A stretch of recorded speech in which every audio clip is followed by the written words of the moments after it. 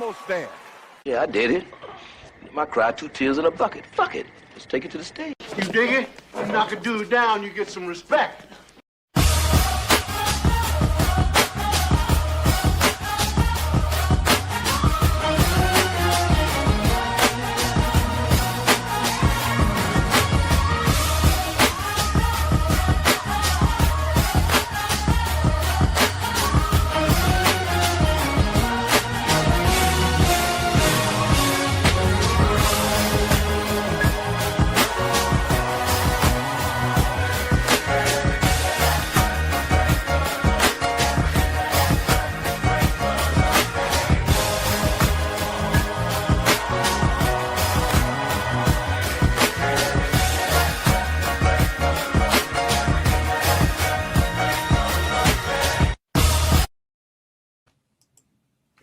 Hey, what's going on? Happy Monday to everybody out there. We're on Black Man Unfiltered Network. And hey, listen, come join. We got a good one for you today. I don't know if we talk about this one enough, about this so-called male loneliness crisis. I don't know, it just popped in my head. And I said, well, why don't we talk about it? You know, and more people come in. Maybe y'all can give me some ideas. And let me just shout out to you guys out there. Who's lonely? Which one of you guys are going to be brave enough to come up here and, you know, with a handkerchief and shit and tell the world how lonely you are? You know what I'm saying? Because I want to know who they're talking to. But before we get to that, you know, happy Monday. I hope you've been watching the playoffs if you're football fans. You know, I think the Australian Open, one of the major tennis tournaments should be coming up soon. You know, so there's things to do outside of, you know, just being on YouTube. You know, kiss your wife, or, you know, if you're a lady, kiss your husband, man, you know, say something smart to your children, whatever the hell it is. Enjoy life, you know. You know, so being a guy who's retired from the job, you know, my days bleed together, you know. My days are actually 24/7, you know, 24 hours a day. I'm either up, I might be sleeping, I might be up. It doesn't matter whether the sun is up or down, you know, because I determine where I'm going to be from day to day. It's a beautiful thing. You know what I'm saying? You know, I had a whole bunch of people when they were retiring, getting ready to retire. They said, well, I don't know what I'm going to do. I said, well, you know, you can't spend your whole life just working and not having the idea of what you're going to do when you're not working anymore. I think that's a goddamn shame. So I tell guys, and I still talk to people who are still working, make sure you plan out what you might want to do a couple of years before you retire. You know, so when you retire, you can hit the ground running. I didn't know I wanted to be on YouTube. You know, to tell you the truth, I said, you know, I'm not YouTube ready. You got to be pretty. You got to have all your teeth. You got to be all this. I said, fuck it, man. I lived a long time. You don't like me, you know, so what? Who gives a shit? So I said, let me just start my channel.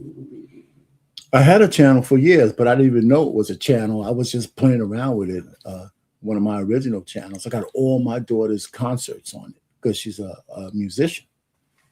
You know, and that's fun, you know, so I have all her recordings, all the bands she's played with and all that kind of stuff. Good thing about YouTube, it's a nice storage thing and you don't have to use it and it's there forever as long as YouTube is still running. But anyhow, so are men lonely? I mean, let me just ask you. I know women want men to be lonely because that helps them justify, you know, why they do the things they do. But we're going to get into that. So we're going to hear a little bit about from the ladies and from some of the sycophantic men who actually buy into this bullshit and drivel that men are lonely and this big epidemic. And, you know, be honest. I mean, guys out there, people in the audience, I want y'all to tell me, you know, how many men have you run into and just kind of boo-hoo, whine and cry on your shoulders that they're so lonely. Holy shit, man. I don't know what I'm going to do if I don't get boxed every day, you know, every other day, every month, every year. You know, so we're going to get into that. And one of the things that I found out is that most people, especially women, who talk about the male loneliness epidemic is only in reference to finding men that are useful for them. Not necessarily to make men better, but it's to make men better for them. You know what I'm saying? Don't give a shit how you feel as long as you could be useful to them. So we're going to go through some of that. And then I'm going to end up with a clip on a guy who has maybe around a 20-minute clip, and we'll stop and start it on talking about the myth of male loneliness. It's really a myth. It's propaganda. It's all kinds of bullshit. So we should have some fun with this. We don't have to take it too seriously. You know, that's the way I see it. You know, so welcome everybody. You know, come in. I'm gonna try to get us out of here before the Pittsburgh Steelers come on. You know, so I'm not gonna belabor any points unless somebody comes up and we could talk and all that kind of stuff. You know, you're welcome to convince me that men are lonely, and we need somebody to come down from heaven to save us. You know, and of course, the only one who can save us, a woman with I guess, with Pandora's box. Anyway, let's go ahead and see where I'm at right now. I know I'm trying to be facetious, but I guess some guys are lonely, but most men are just comfortable being alone. You know, that's how I see it. And I think that might be misconstrued by some as loneliness. And so we'll talk about that. All right. So any man who's lonely, feel free to hit the link and come up and explain to us why you're lonely. You know, I won't interrupt you, and I won't even try to change your mind. You know, I just would like to hear how you would fashion your loneliness. What's the lonely part? You don't have no friends at all, no confidant, no family, or is it just that the women you want reject you? And if you know, I'm not going to pass any judgment, but I'd like to know. You know, I just like to know why are you so lonely? Okay. Like I said, we're going to hear what the ladies are saying about it, and a couple of there's a soy boy I have also. He's talking about lonely, that there's no such thing as male loneliness, only from the standpoint that men are broken, and we need to be more soy boyish so we won't be so lonely. And I don't know. So let's just talk about it. So before we get started, this is what I want to do, and I think this is fair for all of us. So we're all talking apples to apples and not apples to oranges or anything like that. Let's kind of put up, not a definition, but what's the difference between being alone and being lonely? You know what I'm saying? I guess we should start there. So the rest of this whole presentation or the rest of this whole discussion could be about, you know, whether you're alone and how does that make you feel from an objective standpoint, or are you really lonely? You know, I feel, you know, just out in the wilderness. Nobody's around me. I don't know what to do. I don't know up from down, you know, side from side. Shit, man, I really need somebody to touch me. You know, that kind of loneliness. All right. So, so let's you know, oh, wow. Okay. Somebody what are you? You said about, oh, Paul, all right. Well, how do I find that shit, man? Let me see. I haven't done this. Hold on. I might have something for you guys. He set up something for me. Yeah, I don't know where the fuck it is, man. You know? Okay.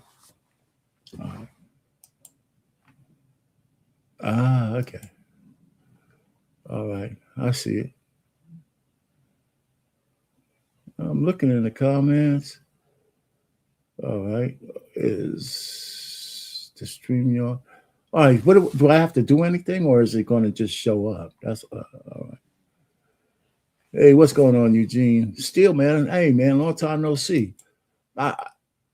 Okay. All right. So I'm on YouTube. All right. Now I got you. I'm sorry. I mean, I haven't done that, but maybe I need to learn more about, you know, all the little tricks. Okay. Ah, man, I'm telling you, brother, I'll get to it, but I really personally, I don't see. So R-Pain, can you hear me? Yes. Yeah. So I put a poll in the actual chat on the Black Man Unfiltered on on the Black Man Unfiltered side. So go to YouTube, open up a tab, open up YouTube, go to my channel, and you'll see the poll in there. Okay. I all right. So I'm on. I gotta be out of here. And I thought I did that. Yeah, and the question for tonight is: are men opting out on modern women? Hell yes or hell no, they lonely. It's a poll. All right. So do I have to hit one? Okay. So do I have to hit I'll one? keep we got you in the back here because I'm training someone on the StreamYard anyway. So I got you in the back. I'll just let you. I see it now, man. I see. I had to hit the other, the right format. I was in the wrong one, so I see it. Okay. All right, brother. We got you back here. I appreciate it. Thank you. All right, man. So hey, listen, you guys. If you hear, make sure you hit the poll. You know, men opting out on modern women. You know, or hell no, they're lonely. You answer that poll. You know, hit the thing. And let's get some numbers. You know, let's get the numbers. All right. So as you come in, take the poll. Let me know. Hey, Eugene, what's going on, man? You know, it's been a long time no see, brother. Long time no see. You know what I'm saying?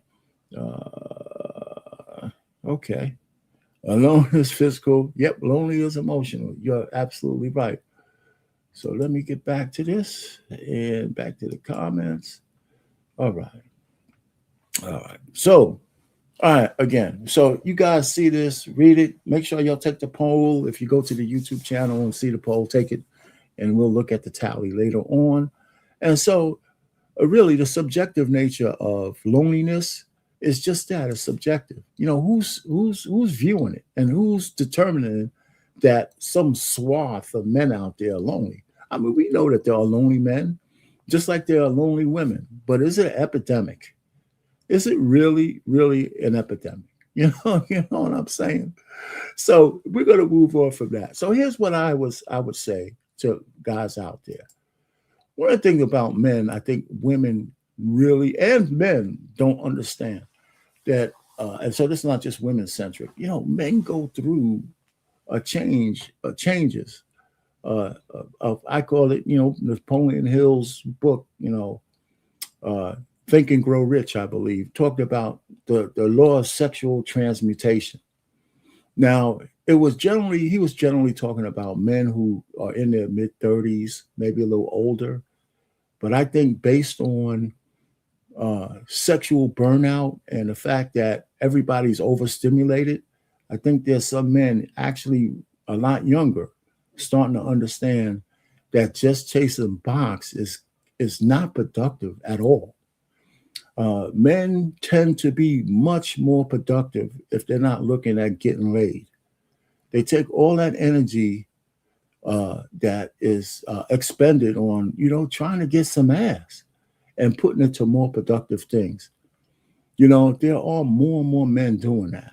You know, they might not know that it's called sexual transmutation or anything fancy like that. That shit that's just written for a book definition. But men have found themselves saying, you know what, the juice is not worth the squeeze anymore.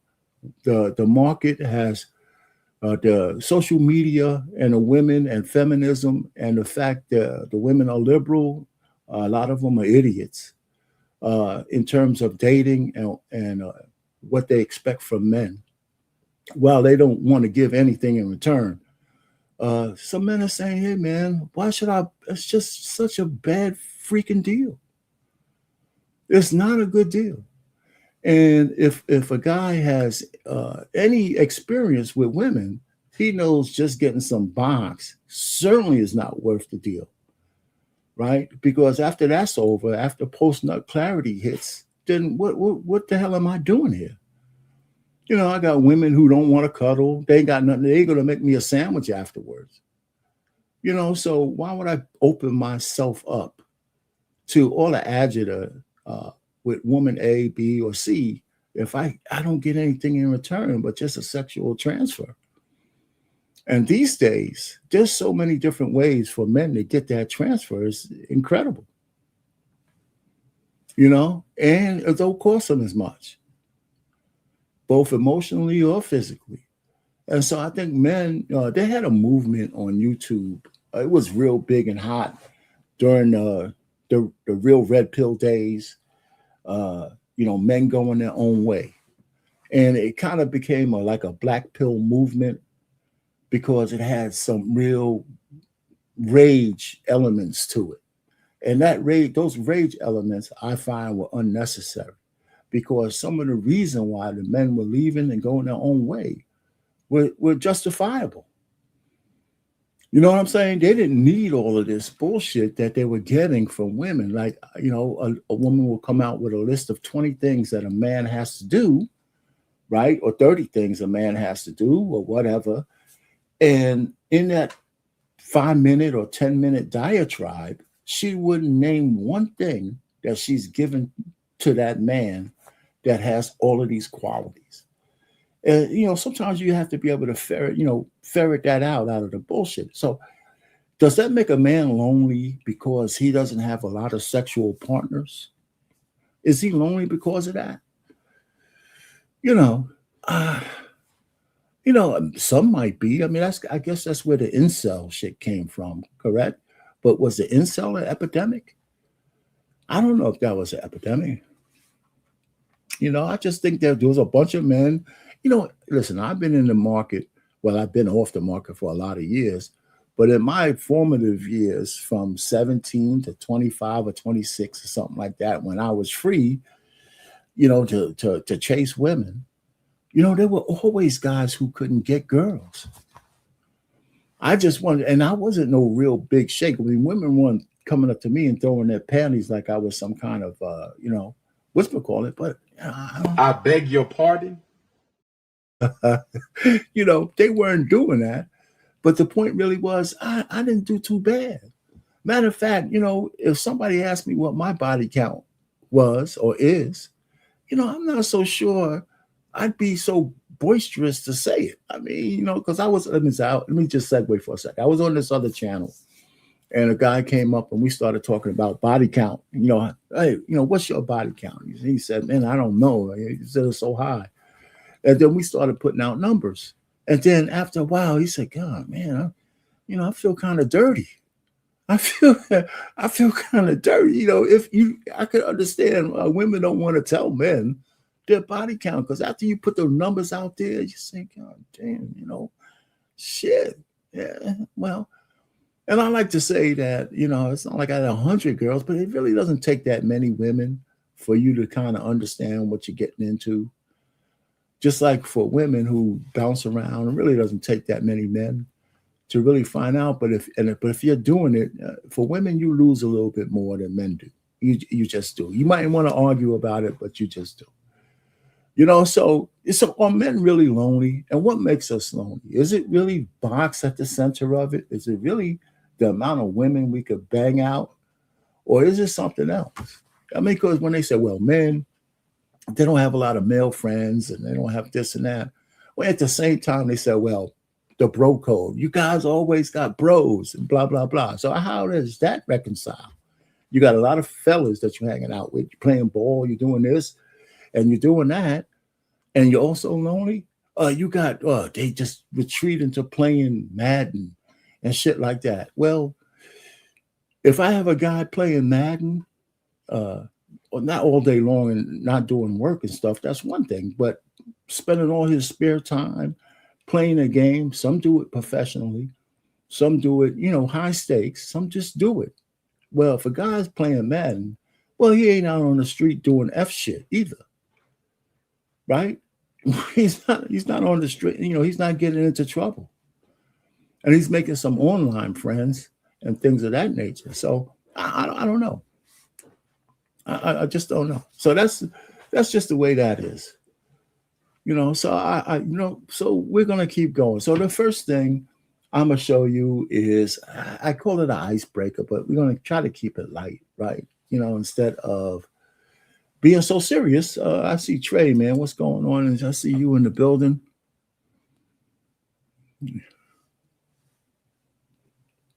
Yeah, and that's been just like what you said.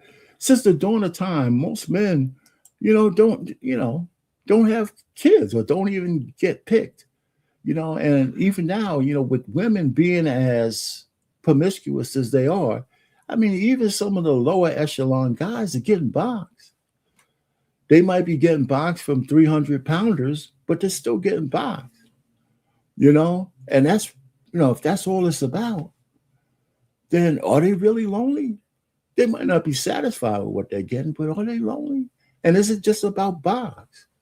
Because when you listen to women talk, somewhere at the end, somewhere in there, they're going to talk about, well, the men don't have, you know, these men between 18 and 30 haven't had one sexual encounter. Okay, let's just say that shit's true. All right. So by definition, because they didn't have any sexual encounters between 18 and 30, that makes them lonely. I would like to see the research on why that makes them lonely. Oh, the fucking guy reinvented the wheel and shit between 18 and 30, but since he didn't get any box, he's lonely. Whereas the woman between 18 and 30 got 100 bodies and she's empowered.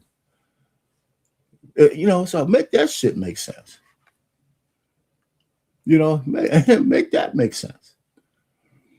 So I don't know. So it's all this whole movement to convince men that we have a problem is bullshit. It's just absolute bullshit, just like the rest of the propaganda that's out there. You know what I'm saying? Oh, okay. Wait a minute. Maybe we got one. All right. Okay. What's that? IN? Let's just call you INC. I'm definitely lonely, alone, without family, not in love, single, whatever you want to call it, whatever you want to call it.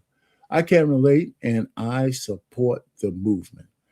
Well, okay. I hear you, but you don't even have an avatar. So as far as I'm concerned, you're just talking shit. I don't believe a word you put there, So, but if you want to be adversarial, that's fine. That's cool. But I don't believe you.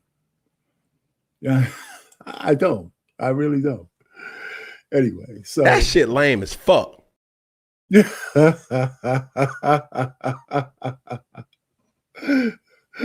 Oh man, I gotta love this, man. This is a nice time. I'm having fun. Shit. What else? What else do we have? Okay, so I got this little icebreaker I'm gonna play for you guys. It's kind of icebreaker. It's only a semi icebreaker because the lady's kind of corny, but I still want to play it anyway because her stand up on this one is about male loneliness, and it is kind of corny, but I'm gonna play it anyway. I don't know if you guys know this. There's like a male loneliness epidemic. You guys know? Clap it up if you heard of the male loneliness. Yeah, just the women. That's cool. And yeah, if you don't know, basically so many men in this country are reporting that they have no one close to them, that they're declaring it an epidemic. And it's crazy because I didn't know epidemic could be lonely guy. I thought epidemic was like medical virus, like COVID-19. But the men in this country are chronically unfucked. They are medically without kisses. And it's terrifying, because it's the first epidemic that spreads through no contact. I'm serious. And the male loneliness epidemic, God, that's so long to say. Can we just call it no host 19? I feel for them, because, and if it's medical, get them treatment, send these boys to an improv class, Have you been to an improv show? Okay. I know an orgy when I see one. Those nerds are fucking. And so they're right there. Okay. And it goes downhill from there. But the point really is that a lot of these conversations, when it comes to male being lonely, centered around whether they're getting some ass or not. I think that's a fundamental flaw in this whole thing that men are lonely because they're not getting any ass. Because we have solutions to that, right? Because if it's just about getting some ass, right, we got solutions to that, right? And I think there's all kinds of, at the point really is the OnlyFans accounts are going up because men are paying for them, correct? Right? So if it's a release they need, they go ahead and they set up their little prayer room or masturbation room and get the lights set up nice, get their favorite lotion and shit, and bring up their favorite OnlyFans model or two, and sit down there and just kind of rub one out. Rub one out. Because I mean, I guess every man went through some of their rub one out days, and then after you rub one out, you went to play Monopoly with the fellas or play basketball and shit. You feel pretty good for a few days. It didn't cost you no money. We didn't have OnlyFans, but you had to, back in the day, we had the goddamn magazines, so you had to make sure you didn't mess up the favorite page and shit. You know what I'm saying? But today, man, you can set up, you can put the music down and where you want it, man, and the temperature control in the room and shit, and just turn the lights down, make sure nobody's could walk in and lock your fucking door, and make sure nobody busts in on the middle and shit and fuck your little charade going on. So what? Because if women are only important to us because they got a box, it's not enough. And a lot of women ain't offering any more than that. If you're blessed to get something more, you give them money and they give you box. Everything is transactional. And sometimes you give them money and you ain't even getting a box. Okay. All right. So it's, okay, that's a whole nother problem. Like solution to dating relationship issues. Solution getting a box. Listen, most of the dating relationship issues, that we can have a conversation about that on what the issues really are and what people are willing to sign up for in those issues. Because the truth of the matter is there's really no dating issues. This is people getting together under false pretenses. Maybe that's the issue, misunderstandings and stuff like that. Okay, so and then again, we got to put this up here. Of course, marriage is not a solution if you're broken going in. And I'm glad you brought that up. Let's talk about this. There's a reason why the female population and all these therapists and just lately TD Jakes have tried to corner men like Cam Newton and men like Nick Cannon on saying, why aren't you married? Right? Why don't you get married so they can put all of their fucking fortunes at risk? Because they can't really vet a woman properly when you have that much money. You can't vet, you just can't. At some point, you got to trust her that she's not going to wake up one day and want to do a Tia Mowry and take your shit with her. Even if you have a prenup, right? Because it'll help you. It'll give you a guideline, but is it really sufficient? You know what I'm saying? So it's not a mistake that you see, shysters like Cheyenne Bryant, and TD Jakes talking to Cam Newton. Well, you got all these kids. You're not married or committed to the woman. But not one of them, not one of these fucking people can say to Cam that he doesn't take care of his children. I think they live with him. You know what I'm saying? So you can't say that. So I just think people are not satisfied if men are not in the most vulnerable position to women. It's just whole fucking society is set up to kind of convince us that there's something wrong with men. And of course, we got some crazy fucking guys out there. Of course, we got some crazy guys out there. But in general, we're no crazier than anybody else. And then there's a significant amount of men who are trying to do better, right? So an epidemic tells me that shit is out of control and out of proportion. And I'm not so sure there's any evidence that says that. All right, what's up, Trey? What's going on, man? What's good with you, Boomer? All right, man. What's happening? Where you been, man? Yeah. Can you hear me? Yeah, I can. Who the hell is this nigga you feel the need to entertain? Yeah, it must be a delay or something. What's that? What you got on this subject, man? Yeah, I mean, this is a female, pushed agenda to make men seem as though they are less than. And this is right out of the effinism playbook. When in actuality, men have always been. This is nothing new. By this definition, men have always been lonely. Only 40% of men have actually reproduced. In most cases, most men go their entire life without having kids, without having an abundance of partners, sexual partners, of women. This isn't abnormal. This is why the onus or the weight has always been put on guys who can get a lot of women, because the truth is majority of men can't actually do this, right? I think what's happened is that women used to be able to hang their hat on this, that if I got the guy who can get a lot of women, then I've done something sort of big. But now what we're having is we're having a bunch of guys who have literally just said, I'm good. Like, I'm good. Yeah. And it's not even MGTOW. It's not even SYSBM. It's not even Passport Bros. It's just simply, I'm good. I'm out of this. Exactly. So now we got to come up with something. We got to come up with something now, Boomer. Now we got to say, okay, well, these men are not trying to get with these women. There's something wrong with them. Well, how about we label it an infectious disease? How about we say, oh, well, they're in an epidemic now? No, we're not. There is no epidemic. And for a lot of men, even the men who can actually get women, you go through slumps. You go through slumps, though. Right. Any guy who's being honest out here will tell you, I've had a 6-month slump where I didn't get anything.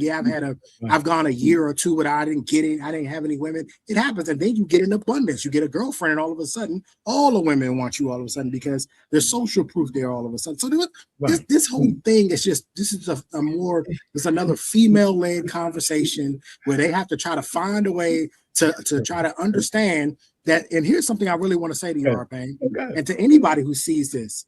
Women still haven't figured out they've actually been decentered. They haven't figured that part out yet. They've actually been decentered. They don't know what actual decentering is. Remember, they tried the 4B movement, and we're going to decenter men. Oh, we're going to do all this stuff. They have no idea what it actually looks like. I'm telling you now, the fact that you can't get a man to hold the door open for you, the fact that when you go out on a Friday night, a man won't buy you a drink, the fact that when you are carrying something heavy, a man will offer to carry it for you, the fact that when you're on the side of the road and you got a hole in your tire, a man won't help you come fix your tire. You've actually been decentered. Men won't even look at you now. Exactly.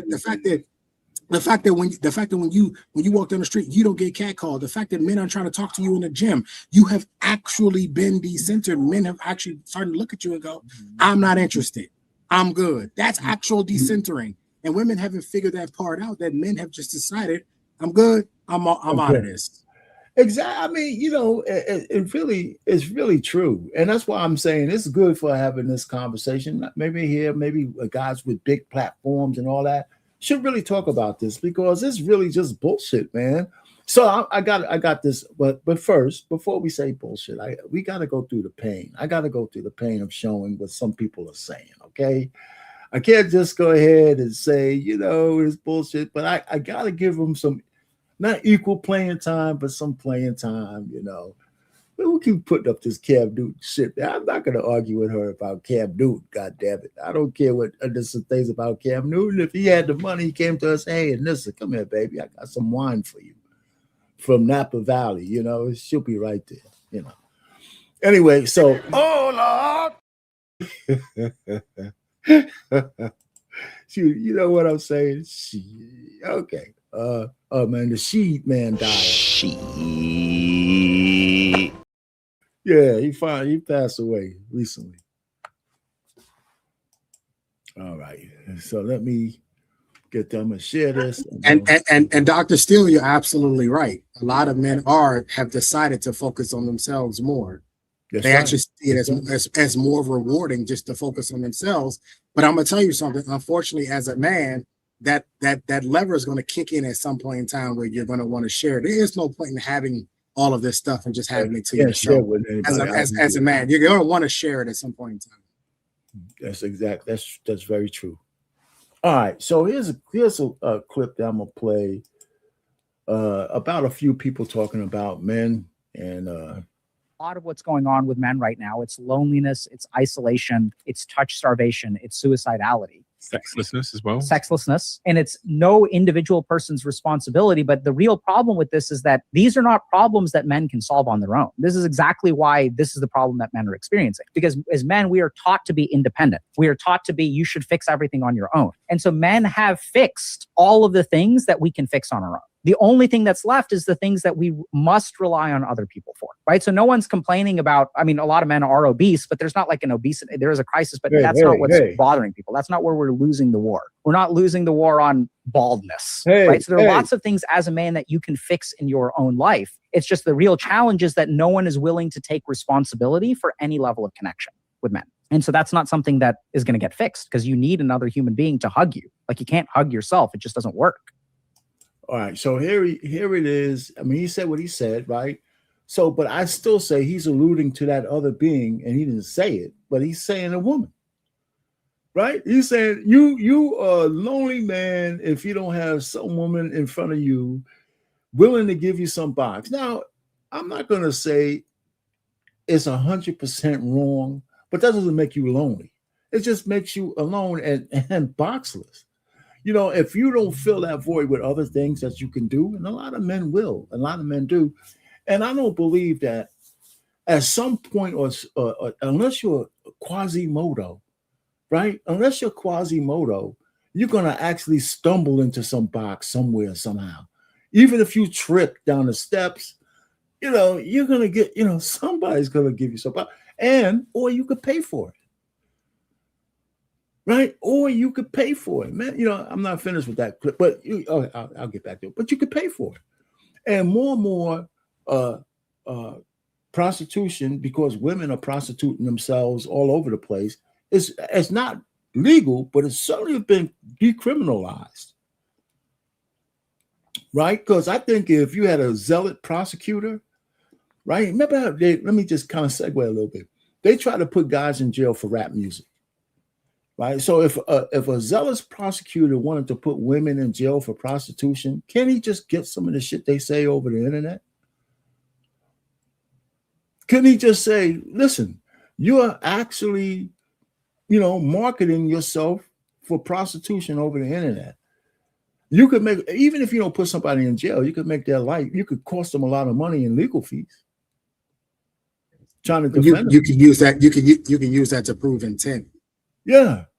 And they're saying it freely. Hey, man, you know what I'm saying? Anyway, so let me kind of continue with this because the next guy is going to piss people off, but I had to show him this. Go ahead. Before you go on, he used two words that men don't use. And this is why I have a problem with these so-called psychologists outside of psych hack. Psych hack is the only one he's good. that I really like. But men don't do this touch deprivation thing. He said that men are touch deprived. We're not the ones on social media hugging ourselves because nobody hugged us. See, we as men, we've grown up being touch deprived, right? Many of us didn't get hugged as a kid. We got told to get up when things hurt. We got told to push through, to get through it. Endure. Have stamina, move through these things. So this idea that we're like, oh well, we're touch deprived. No, we're not. Because that's not how we weren't raised to be that way. It's one of my biggest issues. It's one of our biggest issues with psychology is they love to use the female thought process and put it on men. It doesn't work for us. Why you keep putting this up there? You know what? We don't want you to love men with another boys. That's the funny thing about, hey, and listen, you know what?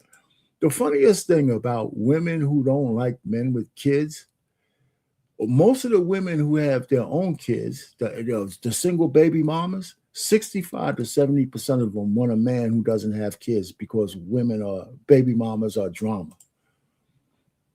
And guess where I got that from? Medium Man. And the reason why I mention his name, because usually he's like 95% correct or the research that he does. So yeah, most women, can't stand themselves because that's why they want men who are single. So they're actually reaching too high. So let me go ahead and finish. The next guy, if you didn't like this first guy, Trey, this soy boy is going to get you. This soy boy is going to get you.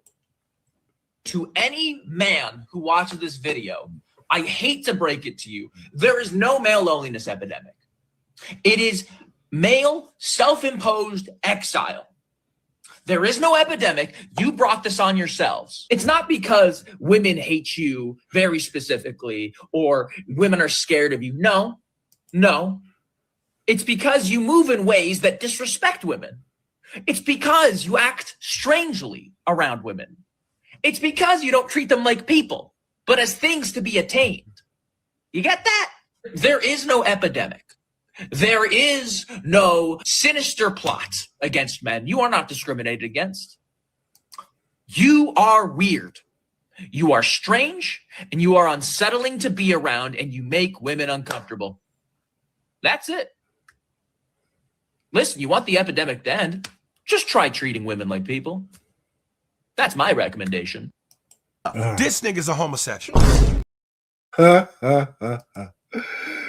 Yeah, okay, so the soy boy, you know, with his glycerin fingernail polish, and you know, so he came from a different angle. Now, first of all, men didn't come up with this so-called male loneliness epidemic, right? We would have lived halfway if nobody ever mentioned that shit. Nobody. It certainly wasn't a man who came up with saying we're under some kind of epidemic. At least no man that's not a soy boy. Yeah, so, but you know, is anything he said have any truth to it? Because we do have some creeps out there. But he's right about. Yeah, he's right about two things. Okay, he's right about two things. There is no loneliness, male loneliness epidemic. He's right about that. That's right, and he is right that there are some creepy men out here who don't know how really to behave around women. He is correct. Right. Those two things he is correct about. He is incorrect when he is saying that there isn't a national agenda to emasculate and demonize being a man. He is incorrect about that, and that nobody's out here seeking for men to not be men. Yes, there's entire movements for this, sir. They put millions of dollars behind this. Lest I remind you, the Democratic Party had to round up 20 million just to find out why they didn't have masculinity in their party. So they asked a woman to head it up. And then they asked the woman to head it up. So this idea that there isn't a targeted attack or an agenda on masculinity is incorrect, sir. You want to know how I know? Because you are a victim of it. I can look at you and tell you're a part of this. They got to you with your hair, your nails, and the dark, the soft lighting and the soft features of your face. You don't have a rounded jaw because you've probably never been in a fight in a day in your life, right? Nothing about you scream. And this is the thing, Arpain, we have to understand. And we're just dealing with a lot of men who get on here and have these things to say about men. These guys have never actually done any man shit in their life. Like never. They've never done anything. They've never put anything together. They've never fixed anything. They've never painted. They've never sanded. They've never sawed or cut a board. They've never fixed the change the oil on the car, change the tire. They've never done anything that would even be close to being a man. And yet they're going to sit up here and tell us what we should be doing as men. No, sir. No, so here's the thing. You want to know what happened here? What happened here with this entire situation with women is there was a movement that came in that sought to eradicate men. Right. And it worked. Yeah. And that's what we don't want to talk about it. It worked. Feminism worked. We gotta say it. You gotta call it what it is. You guys win. Men have just said you win. You win. You got it. Yeah, and we can. There's so many ways you can even go with that, because every time I see a liberal woman elected to higher office, I think that's one more dagger in America's survival. One more dagger, or some soy boy like or a black traitor like the mayor of Chicago. So I'm just telling you. So let me there's one more little small piece to this one, and let's just go ahead. Video attracted 3 million views, and let's have a look at it. Let's work out why. This is Shoe on Head's video, The Male Loneliness Epidemic. I regret to inform you the men are not okay. That's right, folks. The men are not okay. The men have no friends, no girlfriend, no college education, no money, are breaking their legs and inserting metal rods into their bones to be a few inches taller, and listening to AI Batman help them overcome their pornography addiction. Okay, hang on. There is a lot to unpack there. Surely men aren't lengthening their legs. Surely that's not a thing. Limb lengthening. It's a thing. This is where the bone is cut and slowly pulled apart. And this is what's going to stretch the bone out and make it longer. Have you heard about men getting the 4-inch leg extensions? I don't know what the is going on. People are losing their fucking minds. man. Yeah, okay, they are. That's, you fucking proved me wrong there. What the fuck, gents? But surely no one is listening to AI Batman to stop them jerking off. I understand that quite a few of you out there are dealing with a pornography addiction. If you are struggling, I want you to know that you have my support and that I'm here to help you through this. Gee, thanks, Bruce. There goes all of men everywhere's credibility. Fucking fantastic.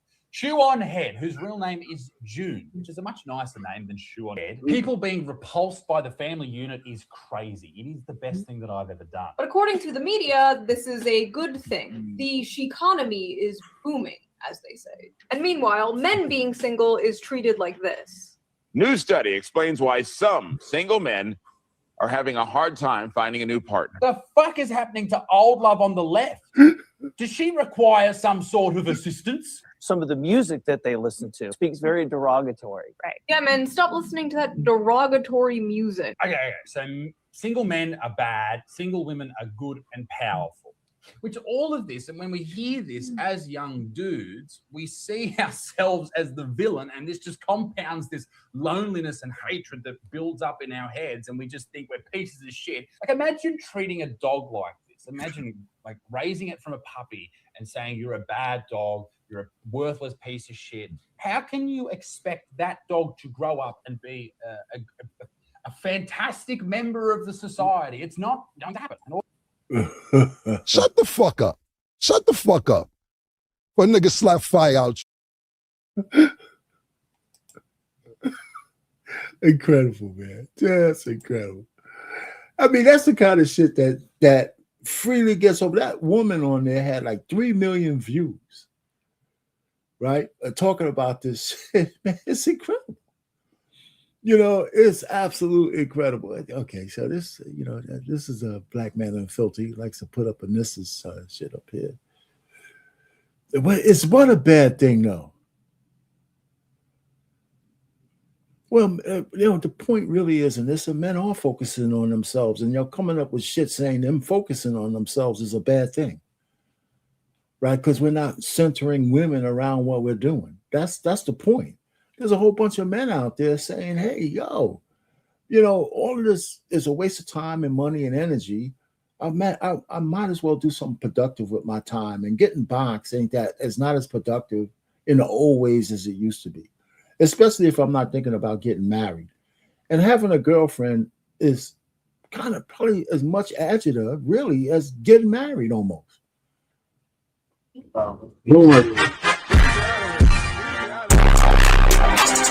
Facts. Boomer, this is simple math, and this is what a lot of women don't understand. If you take a guy who graduates college at 22, and he takes 10 to 15 years to get himself together to get to a point, and then he gets to the end of the finish line and he gets to choose the women he wants, why would he choose women his age? Right. See, they don't do long-term thinking, which is why y'all can't be in charge of anything, because you guys don't process properly. If men spend 10 to 15 years fixing themselves so they can become suitable mates, that actually hurts women. Right. It hurts women. He's going to be fine. Right. He's going to be all right at 38, 39, 40, 41, 42 when he's ready to actually start a family. She will not. Right. And she's mad. She's mad that she spent her 20s fucking around and expect those guys at the finish line to come clean up the bullshit. To choose her. Right. Get the fuck out of here. That's disgusting. The whole mentality is jacked up. What you actually want is you want to be in that you want to run the race with him. You want to be beside him while he's running this race so that you guys can finish to cross the line together. And that way he doesn't have to choose from the women waiting at the finish line because he had the woman that was right there with him when he was running the race the entire time. But a lot of older women, 50 plus, keep giving horrible advice to younger women, which is why they are where they are. The truth of the matter is, we want to talk about a real epidemic. It's not the men who are lonely. Exactly. All you have to do is go on TikTok. They'll tell you how lonely they actually are. The biggest word for this whole shit is projection. It's a projection. It's a goddamn projection. You know, it's funny. And the thing that women don't realize is that if you get the woman and she's with you and you built something, she actually trusted you to lead, those men are loyal. Men are loyal. I mean, in my family, you know, it used to be a saying, and if you got a pain man, you don't have to worry about shit because he ain't going nowhere. Right? All of my uncles, everybody stayed married because they got some good women.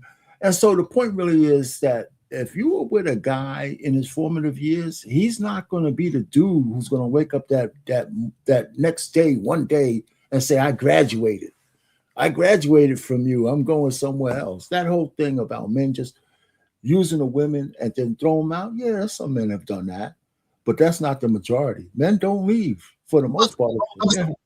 But this is what they love to do. The same thing with this leg lengthening thing.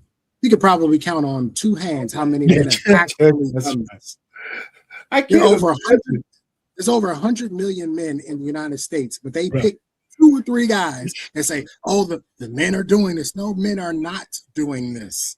Those particular few small group of men who actually went through with this, they did it. The majority of men do not do that. Absolutely. It's nobody's doing that shit, man. I can't, just thinking about it is crazy. You know, I couldn't imagine to do that. Well, Boomer, this is TikTok brain. This is women and their TikTok brain, because what they do is they follow trends. So when they see something, they think, oh, this is a trend. This is not a trend. Men are not going to get leg lengthening surgery at large quantities. It's not happening. We're not doing this en masse. But they think that because every year, or every quarter, they got a new trend that men do the same thing. No, we don't do this. The majority of men are individual and independent thinkers. We look at stuff like that and go, that's stupid. I'm not doing that. Right. Yeah, we're not doing that. Not doing that stupid shit. You know, I got one more thing that I'm gonna show of a woman trying to explain to men why we got an issue. Now she's got 6 points, but I'm gonna move it here and there, and we don't have to spend a lot of time on it. But I'm gonna just jump through the fluff because you got fluff before it and fluff after it, right? But I'm gonna hit the point 1, point 2, point 3, point 4, point 5, point 6, and we could kind of judge whether she's on point with what she's saying, or if it's a projection, or is it something that's not. I don't want to taint it any more than it's already tainted. But let's go ahead and look. All right.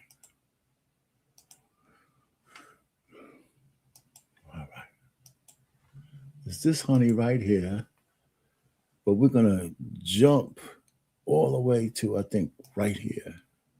To shift it. The first behavior that I want to talk about here that leads to loneliness is you've replaced real connection with distractions. One of the most common patterns I see is when distractions start replacing real connection, whether it's scrolling on TikTok, watching YouTube, playing video games, or endlessly consuming content. It's really easy to feel like you are doing something or connecting with people when really you're just keeping yourself from feeling lonely. And to be clear, these things aren't necessarily bad in moderation. I love a good Netflix binge like anyone else, but if you're using screens as a substitute for people, especially when you're feeling down or disconnected, you're just pushing the feeling further down. And over time, the things that helped you escape loneliness at one point end up usually reinforcing it. The next behavior that before she goes on.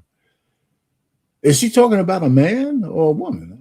No, that's the first thing I was thinking. Boom! I was like, is she talking to a man? Talking to a woman? Who is she talking to? What are we talking about? The only thing she's doing there that might be video games. You know what I'm saying? But but men have never used video games as a distraction. Right. Men have used video games as a release. Exactly. Completely different. Exactly. But she wouldn't know that because she doesn't understand men. That she does not. Dumbass. I'm sitting there listening to her. I said, who are you talking about, baby? All right. So, okay, let's go to number 2. So leads to loneliness is you tell yourself that you don't need anyone. I think a lot of men grow up being told directly or indirectly that needing people makes you weak, that you should be independent, self-sufficient, tough. It's sort of that like lone wolf mentality. But loneliness is not a weakness. It is a basic human signal that something is off. We are wired to connect, whether you're a man, a woman, an introvert, or extrovert. You don't have to be surrounded by people all the time, but if you're always convincing yourself that you're better off alone, you might be trying to protect yourself from rejection or disappointment when what you really want is to feel seen and supported. And there's nothing wrong with that. That is a basic, fundamental human need. So don't ever feel bad about that. And I say that as someone who loves my alone time, but even I have learned that we all need relationships that matter, even if it's just a few close ones. The next behavior. all right. It was when, as soon as she started out by saying, I said, wait a minute, man, we all just spent 50 years of hearing women saying, I need to be strong and independent and all that shit. But all of a sudden it's a male epidemic. Oh, that shit was so funny. I said, okay, I'm gonna struggle through listening to the rest of this shit, what she's talking about. She might as well have a room full of women and just talk to them about this shit. You know what I'm saying? Because this is one of the reasons why men, and I'm fully on board with this. Men have got to stop interacting with women on social media. You have to. You have to stop interacting with them because they're not talking to you. They're not talking to you as a man. Yeah. Anytime they put anything on TikTok, they're not talking to you. Even when they're talking about the guy that they want, or the guy or guys want, they're talking about a specific guy. They're not talking about you. This woman is not talking to men. She's clearly talking to women. Clearly. She is. I mean, you know what? Maybe her title was just clickbait for some reason, you know. I mean, because, man, I said, wait a minute, lady. You just, anyway. So here's number 3.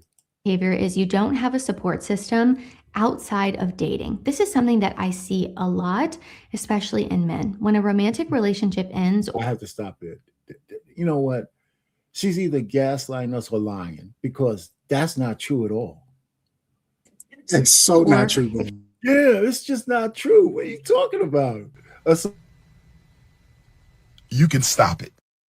The boys all the time. What are you talking about? You playing a video game, you're doing this, you're doing everything but giving me your under-fucking-divided attention, up to and including working. You're not. I literally watched a video yesterday. I literally watched a video yesterday of a guy whose girlfriend kicked him out, and his boys pulled up with trucks to help him pack his stuff, and so he can leave. What are you talking about, lady? Yeah, man, what's she talking about? And I just said, wow, you know, I said, I gotta play this shit through because she's crazy. I mean, she's not only, she's doing it with such a calm face. You know, I said, wait a minute, man, this is exactly female behavior you're talking about. You have absolutely no one at all, because a lot of men don't have strong platonic relationships. Okay, so we don't have women around us that we don't want to bang, and we ain't supposed to. You know, platonic what? Just say I don't understand men. Just say that. It's so much easier just to say I don't understand men.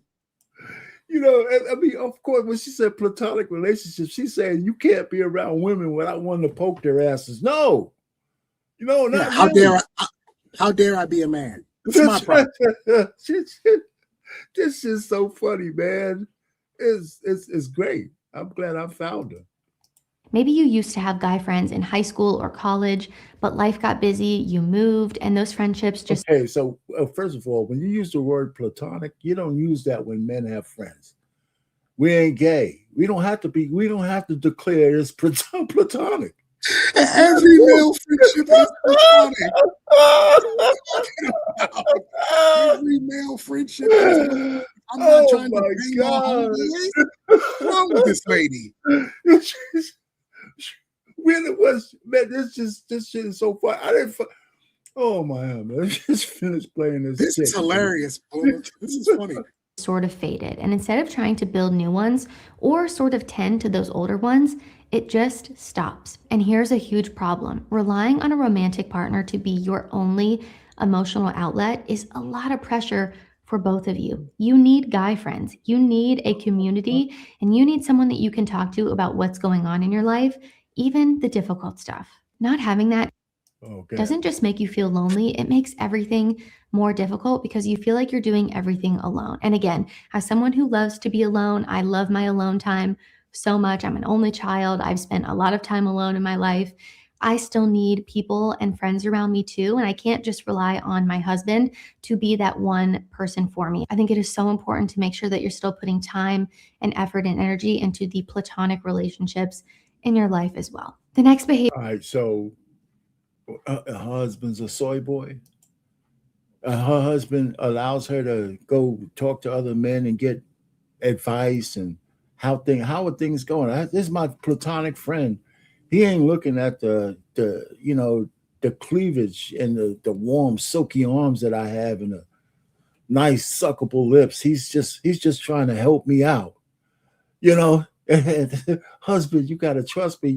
That dinner he cooked for me really didn't. It was good because he's such a good cook. We had a nice conversation. And you home with your husband.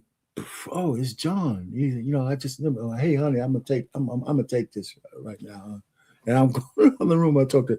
What the fuck, man? Go find your flat Pillsbury biscuit pink pudding pop. Go get your flat-assed Pillsbury dough biscuit pink Pop-Tart and get your ass up off my live. Listen, hey, Trey. Okay, this woman is an attractive woman, okay? She's nice looking. She don't have to be a 10. She's a nice looking woman. Can you imagine just hanging out with her and your mind is completely not thinking about, bending her over? No.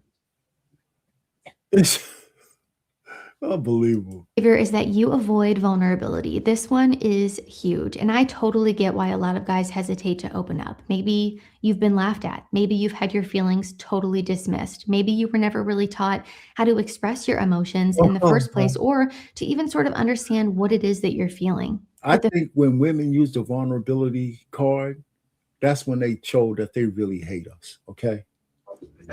They want us to be vulnerable, Boomer, because that's their entrance into manipulation. If you are not vulnerable with a woman, she cannot manipulate you, and therefore she doesn't know how she's gonna get to that next level with you. They have to be able to attack your vulnerabilities because now I can get you to do things that I want you to do. Absolutely. I mean, they got that, man. It's the level of control, man.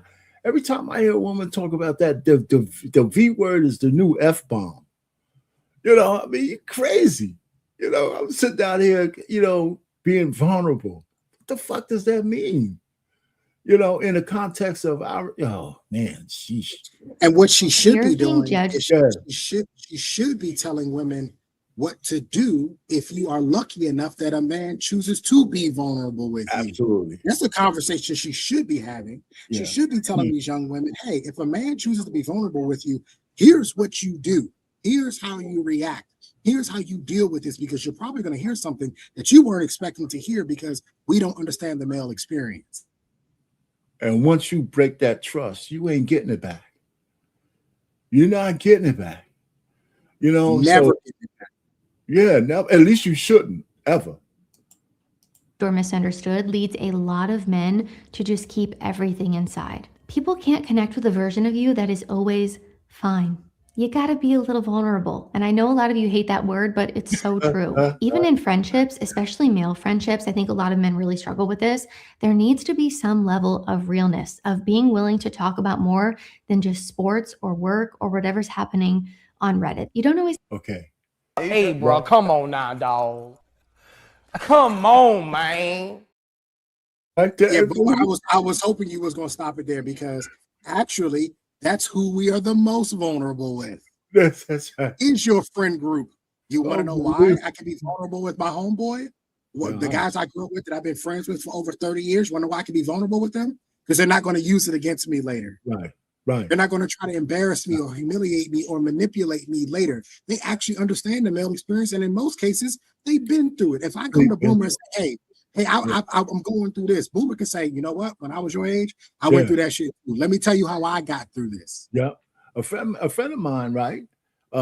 His wife cheated on him, right? I didn't expect, had the experience of wife. I said, listen, man. I said, I know she's your wife, and I don't have that experience, but any man who's been dated a woman got cheated on. Any man who had a girlfriend got cheated on. So just trust me, even though you got just a little bit more deep, you'll get through it. You'll get through it. I mean, this. I had to talk him off the ledge. He was thinking some serious shit. Man, his girlfriend he got now, oh man, she is. I mean, he's in a perfect position now. It took him years to get there, but man, she is something else. Anyway, you could sum up this entire video by saying this woman has no idea how men operate. No. Hey, Big Ant, man, where you been, man? $5 to the show, man. Stop lying, Payne. You know you're lonely. Man, shoot. I'm trying to think. Was I ever lonely? I've been alone. I mean, what's the pang of loneliness, man? Shit, I grew up in the Bronx, man. You can't feel, even if you wanted to be, you can't be alone. Yeah.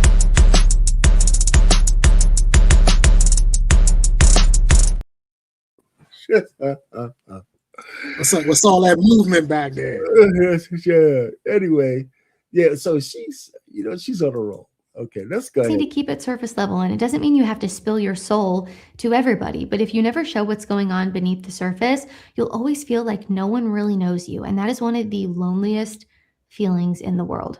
All right, behavior number 5 is that you have stopped reaching out. This one is a quiet habit that slowly creeps in over time, and that is waiting for others to make the first move all the time. You stop texting people, you stop inviting anyone to hang out. You tell yourself, well, if they wanted to talk to me, they would. And sometimes that's true, but often the people in your life are just as busy or distracted or as anxious as you are. If you always wait for other people to initiate, your world gets smaller and smaller until one day you realize that you haven't had a meaningful conversation in weeks. And this is the one that she's right about. She's right about this one. It's not just this is not a man issue. This is a person issue, but she's right about this. But pointing this at men is the only thing I could argue at, because this is a life lesson. This one is a Boomer. Trust me, guys. This is a personality trait. Either you're extroverted or you're introverted. I don't reach out to my friends to hang out with them, but unless there's something that comes up and I'll say, hey, what y'all doing? Y'all want to watch the fight? You know what I mean? This is a personality thing. Meanwhile, I have another homeboy who is always the leader and say, come on, y'all, let's go do this. Let's go do that. Let's go do this. Because that's his personality. Yes. This woman has no idea what she's talking about. But here's the point I'm trying to make is, but the first point you made is correct. What I'm saying is she's talking about a person who actually is closing themselves off. And I don't think that's good for anybody. But because when I was in college, I had this guy, one of the seniors I talked to, I said, man, shit. And he's a dude, man. We over here smoking cheap, whatever we was doing. I said, hey, listen, man, you know what, man? I always have to call my friends. They don't call me. I have to always reach out to them. I said almost exactly. He said, listen, man, if you're waiting for people to call you, man, you may never get a call. What you going to do then? So from that standpoint, I can say I understand, because because I'm not necessarily an extrovert either, right? So even the people around me in my real life, I got this little cubby hole that I'm very comfortable in, but I reach out every so often. I get calls back, but I know where she's coming from. But I think two things could be said from the standpoint of where she's coming from and trying to make that a male problem. I have issues with that. Like you said, I think this is a human thing. And also what's happening in your life could also dictate whether or not you're closing people off or not. That has nothing to do with man or woman. That has to just do with life, living life. Exactly. I've had to push myself on this one too, because I have realized that connection doesn't just magically happen. You have to tend to it like a plant. It dies if you don't water it. So you've got to tend to your relationships. I think a lot of us feel this fear of initiating or reaching out, a lot of the time because we're afraid of rejection. We're afraid that they're going to, you know, in a roundabout way, say that they don't want to hang out with us, or maybe they won't even reply at all and we'll feel dumb and stupid and awkward. But I think it's worse to not initiate and not try at all than it is to just put yourself out there and try. And then there's, of course, the story. Okay, so Is she talking about dating or friend groups? You know, she was just talking about reaching out, because the point really is that men have put themselves out there from, forget about this newfangled bullshit we're going through. Men routinely get themselves into a position where they're going to get rejected, especially when they're talking to women. I mean, you know, it's like a second skin, right? I mean, it's only recently where men got too afraid to go and try to approach women. It was just something that we had to do. Now, she's just talking about in general friendship, but she's using words like, I don't have that same fear of rejection from somebody I just want to reach out and talk to as a friend or something, or to hang out with, whether they say no or not, you know. But if you can get over the fear of reaching out to a stranger, a woman, to get a date, I think the other stuff is kind of, it's I don't know. Which one would be more impactful? Right, that's why I was asking. Is she talking about dating? Is she talking about friends? I have no fear of asking my friends to hang out. Yeah. I have no fear at all. No, None. I don't feel like I do it all the time. Yeah. I don't feel like going to the movie. I don't feel like doing this. I don't feel like running. You know, so what's more impactful than you going up to honey, listen, you know, and trying to find a way to get her phone number, and she looked at you and a little bit of vomit comes up in the back of her throat and shit, and you walk away with your head, you know, try to walk away without your head down. You know. I'm a firm believer that you should only approach women if you have an abundance mentality. If you don't have an abundance mentality, don't approach women, because you're going to. Right. Here's the thing: rejection is their default thing. Women will actually like.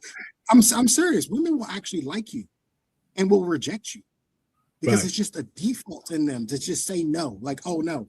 Especially when you start to add in feminism, you start to add in hyper independence, and you start adding all these things in, they automatically get to this I just don't like men sort of ideal. So you could approach a woman, she could actually deep down inside be like, you know what, I actually kind of like him. And she could just say, you know, no, I'm good. I got a boyfriend, or whatever the case may be.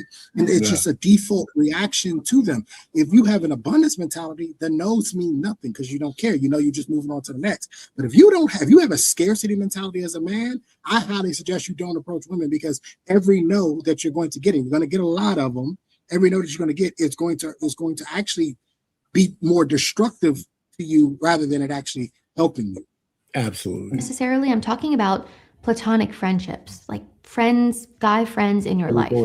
Reach out to them. And behavior number 6, you tie your worth to achievement. This one hits so hard, especially for men. I think a lot of men don't feel worthy of connection unless they've hit a certain milestone, whether it's their income, career, fitness, status. So if they're not where they want to be necessarily, they might isolate themselves. You might be saying things to yourself like, oh, well, I'll put myself out there more when I've made it, when I've achieved this goal. I don't have anything to offer right now, so I'm just going to wait. Or I'm not proud of where I'm at, so I'll just.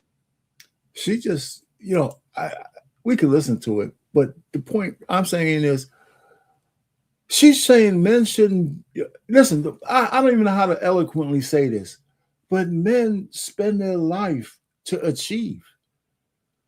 Achievement is one of the primary fucking things we do as men, trying to move from here to there, set hit your goals and reach your dreams and shit like that. Strive. And she's saying, well, that should be important to you, just like don't attach your worth to this. And it's like, but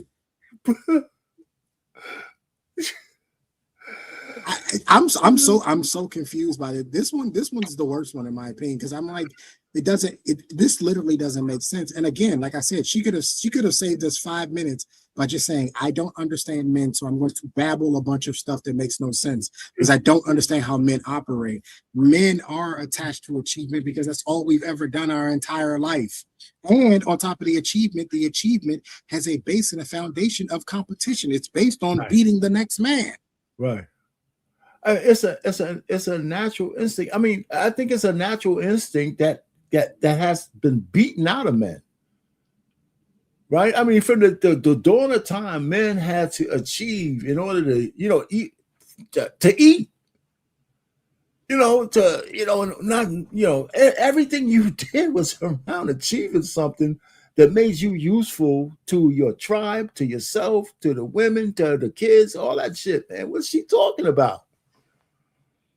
And she said, well, if you center everything around that, anyway, this shit is funny, man. Anyway, but anyhow, but I just want to show you she's out there. There's people listening to her, right? They don't have me and you kind of dissecting this shit. There's a whole lot of guys on the teeter-totter that might be listening to her that might actually buy this shit. Oh yeah, anyway. But anyhow, that's the last thing I wanted to say from her. Yeah, and then they'll be frustrated when the man that they want isn't the man that they want. Right. Because everything she's listing here is not in a man that's going to be attractive in the long. No, not the one she's going to be attracted to at all. That's fine. What am I doing here? All right, there you go. All right, so listen, man. So again, I just wanted to, and I spent a lot of time on the fact that there's a lot of information going out there to tell us that we have a problem. Maybe I spent a little bit more time than I wanted to, but just so we could keep going, let's start talking about people who are saying, this is all bullshit. And I just think that, in the last, I the couple more clips. The next one is really short.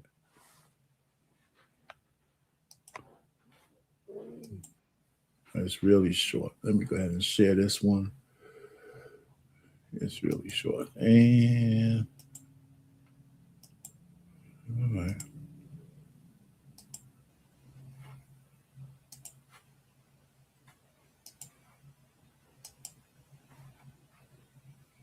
Well, my first question is it real?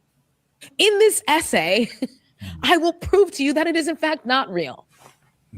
First and foremost, the reason why the male loneliness epidemic is not real is because it literally does not exist. Literally. I'm not talking figuratively. I mean, it literally does not exist. According to the 2022 Cigna Group report on the, quote, loneliness epidemic, 57% of men and 59% of women reported experiencing loneliness. And this is a study that was taken over the course of several years. So right off the bat, women are, even though it's, first of all, we're pretty much the same, and women are slightly higher. Story. Right. Yeah, man, stop listening All right, so there you go. So I mean, there you have it. That was a short one, and I just wanted to play that one just so I can get it out of the way. Let me get her off the screen. And the last one is the one we'll spend some time with. This guy talks about the myth of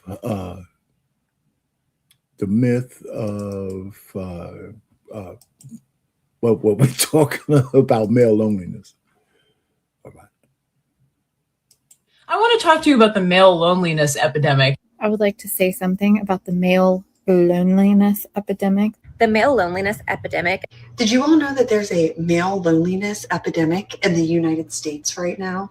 The male loneliness epidemic, blah, blah, blah, blah, blah, blah. Ah, yes, the male loneliness epidemic. That thing you can hardly go a day without a whole bunch of desperate, lonely, man-hating women making videos about and taking great delight in believing that it's true. That thing where they're finding strength and independence and absolute glee in believing that men are lost, men are lonely and desperate, and that they can't find a date, can't find a woman. I mean, the fact that they're celebrating and finding joy from it pretty much tells you just how toxic today's modern women are. But that's not the point of this video. No, my friends, what we're going to be talking about is whether or not the claim that there is a male loneliness epidemic is actually true. Or is it yet another delusion that women have concocted to attack men with? I'm going to explore that question and show that not only is there not a male loneliness epidemic, but in fact, men are now thriving as they continue to walk away from dating, marriage, and women in general.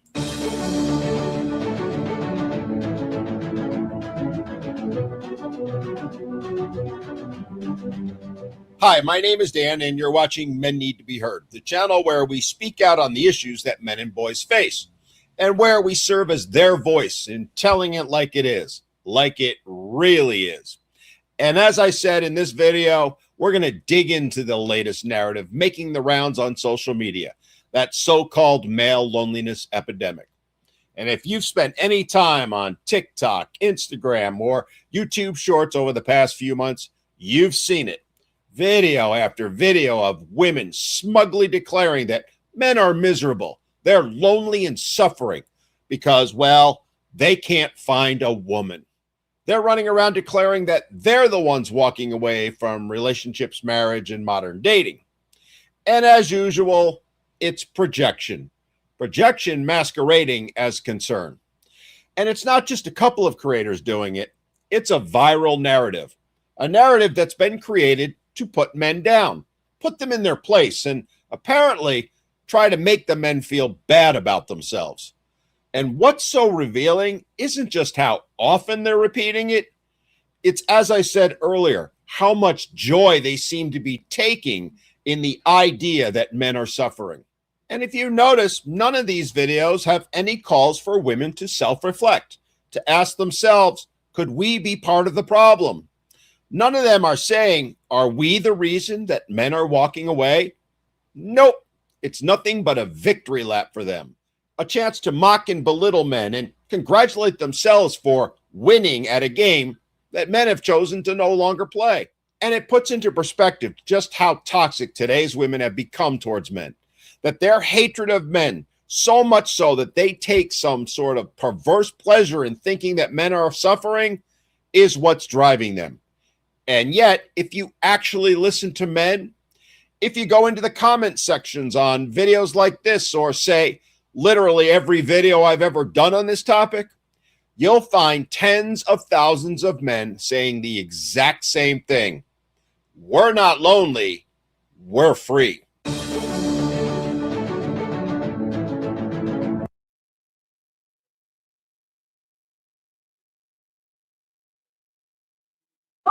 You're on mute. Yeah, sorry. Yeah, listen, we say no from the opening video, right? You know, like the words like hate men, hate this, hate that. I mean, if we could scratch that aside, there's certainly contempt for men. I like that word a little bit better. And so, but he's going to start to get into really I think what he calls facts or where this shit came from. So that's why I thought I like this opening thing, because it's true. Men are just, like I said, it's not MGTOW. Men are just saying, yeah, shit, I'm fed up. I'm fed up with the bullshit.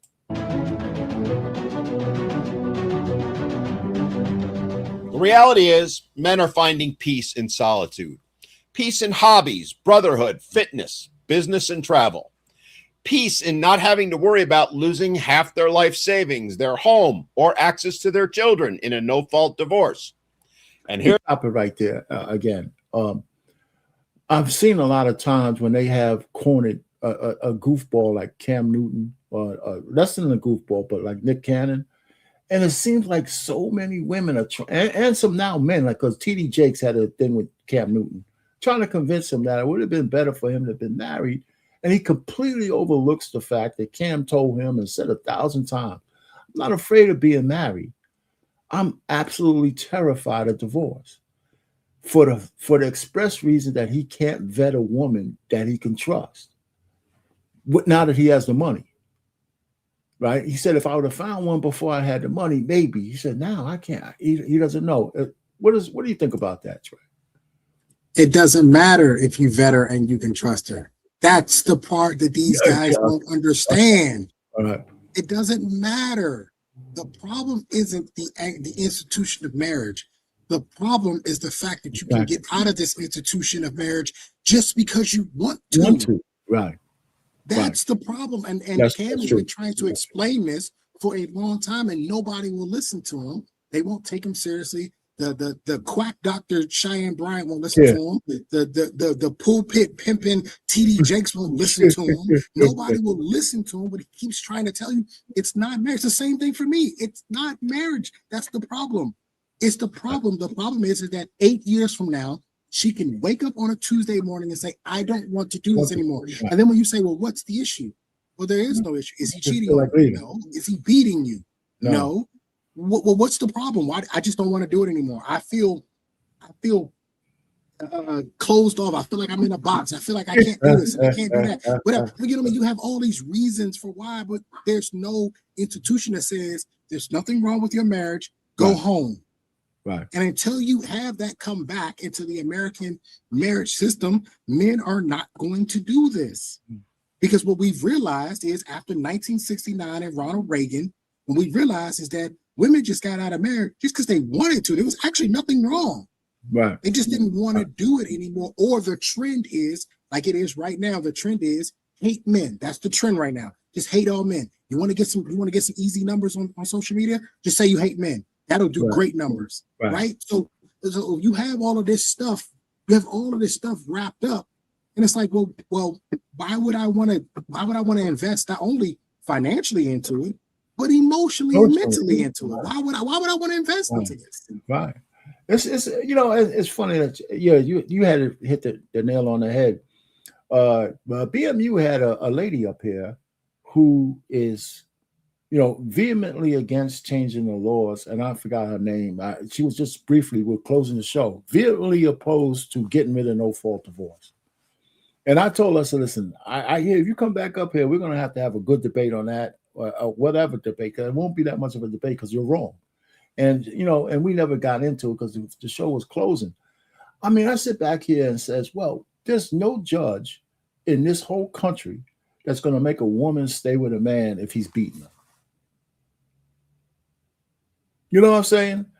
I mean, or even if he's cheating on her, they might say if she wants to get out because of infidelity or breaking the vows that way, he's hurting the kids or he's hurting her, nobody's going to make her stay in a marriage. No fault divorce it's been overcome by events years ago. There's policies in place to protect women from these things. Right. Does anybody know what VAWA is? VAWA is?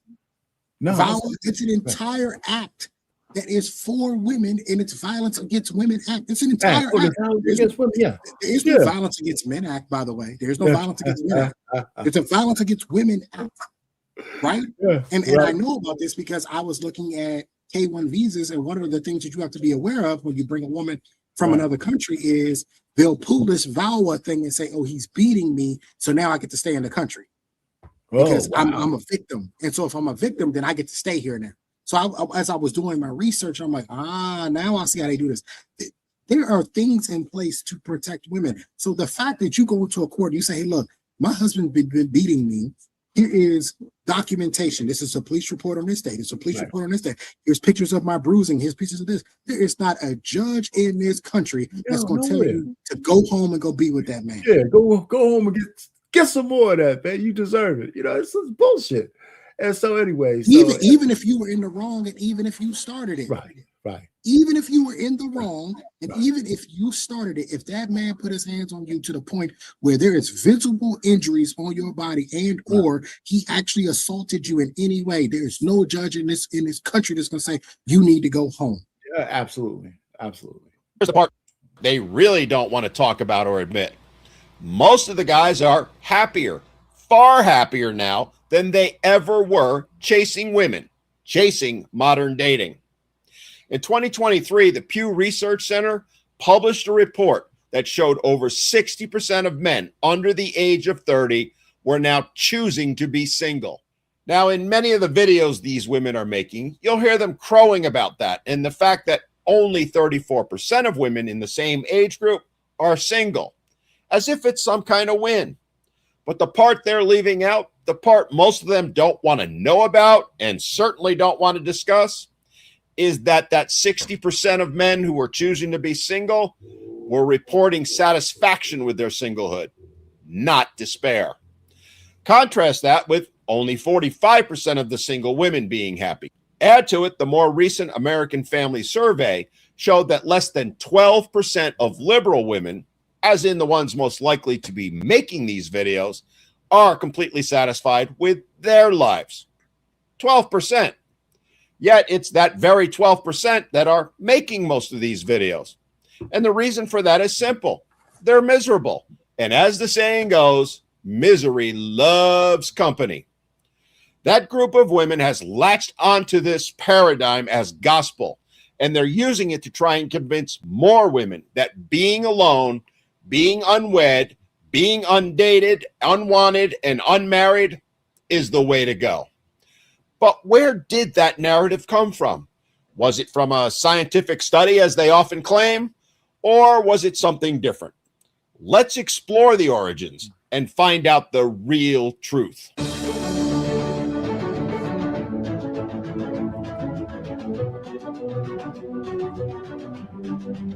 So where did this supposed male loneliness epidemic narrative come from?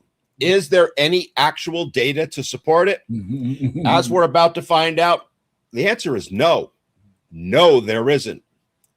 The whole thing traces back to a 2022 article in Psychology Today titled "The Rise of Lonely Single Men" by Greg Matos.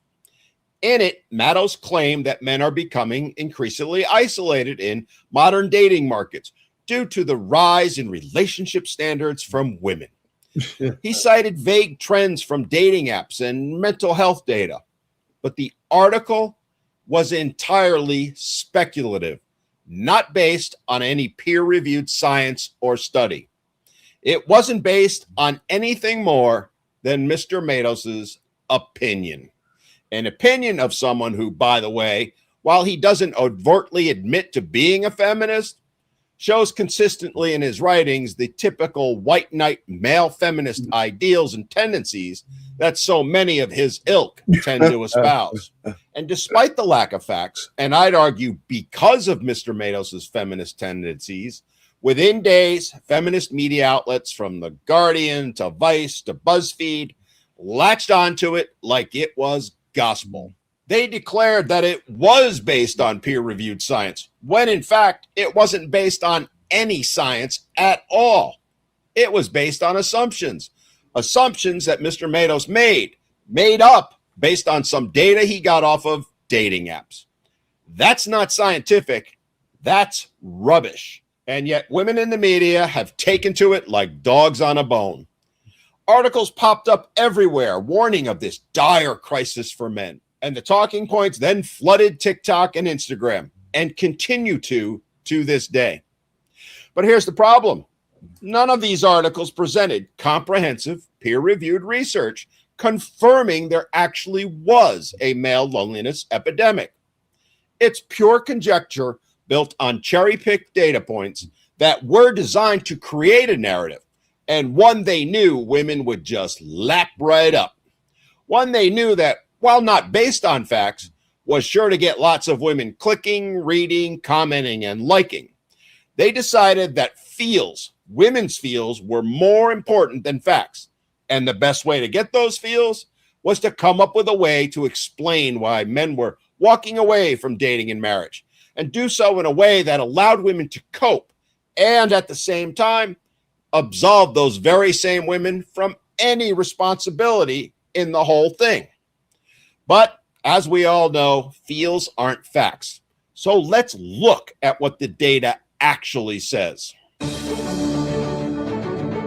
You know, this guy's, yeah, I like this video. I mean, he's, you know, not overly emotional about it. It's just facts. Just, hey, this is what the situation is, and here's how we got to where we are. And it's just typical about these trends on social media that have men as, you know, the target of just a lot of bullshit, man. And too many people look for clicks and views, and they're getting them. They're getting them.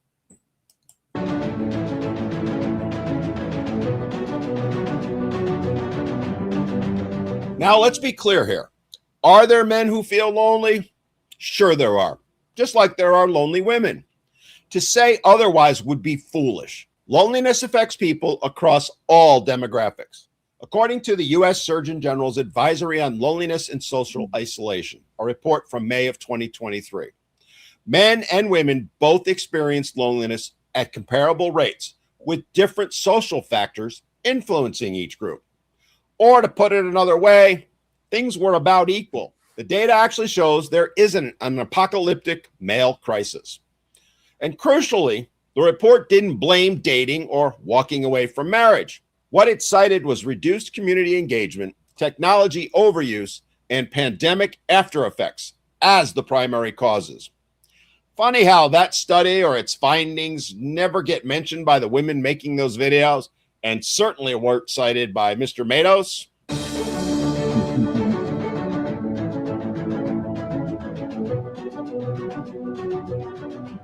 Hey, Trey, anytime you want to stop, just say something. Just let me know.